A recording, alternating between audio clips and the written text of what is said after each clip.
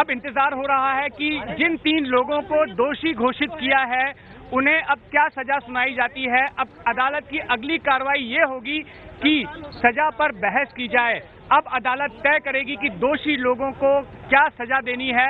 आसाराम, शिल्पी और शरद, इन तीनों को क्या सजा सुनाई जानी चाहिए। 2 लोगों को अदालत बरी कर चुकी है। हमारे साथ सहयोगी मनीष कुमार मौजूद हैं। मनीष, क्या अपडेट आ रहा है इस वक्त आपके सूत्रों के हवाले से जेल के भीतर से? जी बिल्कुल जितेंद्र, इस वक्त की स्थिति यह है कि केवल ये कहा गया कि 3 आरोपी और 2 को आरोप मुक्त, जैसा हमने बताया प्रकाश और शिवा, तीनों के लिए सजा का ऐलान कुछ देर में होगा। अभी वो प्रक्रिया चल रही है, लेकिन उसके पहले आसाराम के और जो 2 अन्य आरोपी हैं उनके वकील अपनी ओर से क्वांटम ऑफ जजमेंट पर बहस करना चाहेंगे। ये बहस होने के बाद जज साहब अपना फैसला सुनाएंगे। लेकिन ये तय है कि जो प्रकाश था वो जेल में बना हुआ था, जमानती न मिलने की वजह से वो जेल में था, हालांकि उसकी जमानत मंजूर हो गई। इसी तरीके से शिवा जमानत पर था। ये दोनों अब बाहर आएंगे।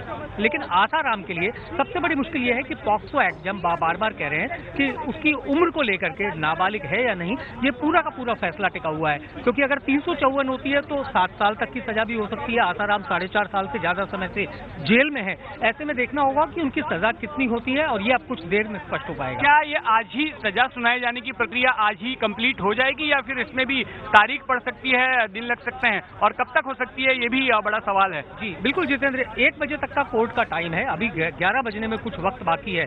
तो ऐसे में अगर सजा क्वांटम ऑफ जजमेंट पर बहस भी चलती है और वो 1 घंटे तक भी चलती है तो जज जो है वो फैसला सुना सकते हैं। इसकी पूरी संभावना है।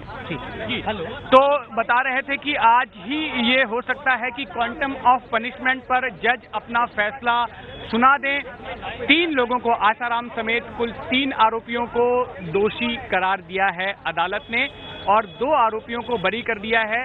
जिन 3 लोगों को दोषी करार दिया है उनके नाम है, मुख्य आरोपी आसाराम है, इसके अलावा शिल्पी हैं और शरद हैं।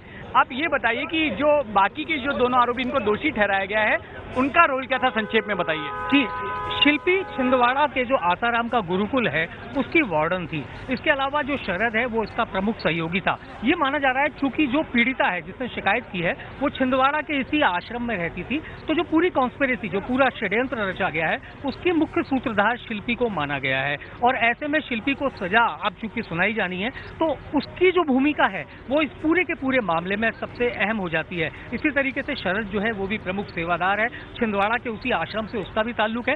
तो पूरी कहानी, चूंकि पीड़िता छिंदवाड़ा के गुरुकुल में थी, वहीं से शुरू होती है। उसके बाद उसको जोधपुर लाया जाना अपने परिवार के साथ, इसमें भी बताया जाता है कि शिल्पी जो हॉस्टल वार्डन है वो खुद उसको यहाँ पहुंचाने में उसका सबसे बड़ा रोल था। तो अदालत की अगर इस पूरी प्रक्रिया को देखा जाए जितेंद्र, तो बिल्कुल साफ है कि कहीं ना कहीं जो ये षड्यंत्र हुआ जिसमें पीड़िता की जो शिकायत को पाया गया, जो दिल्ली में FIR 0 नंबर कटी, बाद में जोधपुर ट्रांसफर हुई, उसमें जो प्रमुख सूत्रधार हैं वो ये 3 लोग हैं। आसाराम चूंकि मुख्य आरोपी हैं, शरद और शिल्पी, इसमें दोनों की भूमिका को माना है और इसी आधार पर इन दोनों को दोषी सिद्ध भी किया गया है। जहां तक शिवा और प्रकाश थे, उनका इस पूरे मामले में जुड़ाव जरूर इतना है कि वो आसाराम के करीबी हैं, लेकिन संभवतः इस मामले में उनका किसी भी प्रकार की रोल नहीं पाया गया और इसी की वजह से उनको संदेह का लाभ या जैसी भी स्थिति होगी उसके आधार पर बरी किया गया। ये है ABP न्यूज, आपको रखे आगे।